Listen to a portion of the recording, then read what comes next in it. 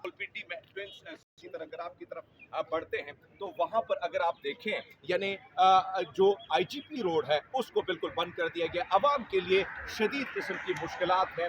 जो पेशेंट हैं, जो मरीज हैं, दीगर इंटरनेशनली सफ़र करना बैन अवी सतह पर, उनको भी शदीद किस्म के मुश्किलात हैं।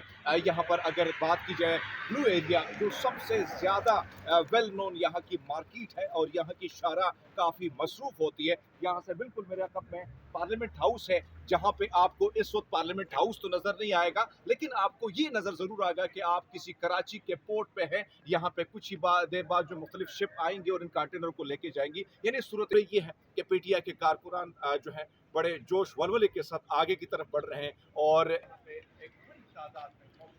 नाजरीन, मैं नुसरत चौधरी और ये ताज़ा सूरत हाल है। आप शेलिंग देख रहे हैं, वो दूर तक आप धुआं उठता हुआ देख सकते हैं कि किस कदर ये शेलिंग की जा रही है और किस कदर ये आग लगाई जा रही है। या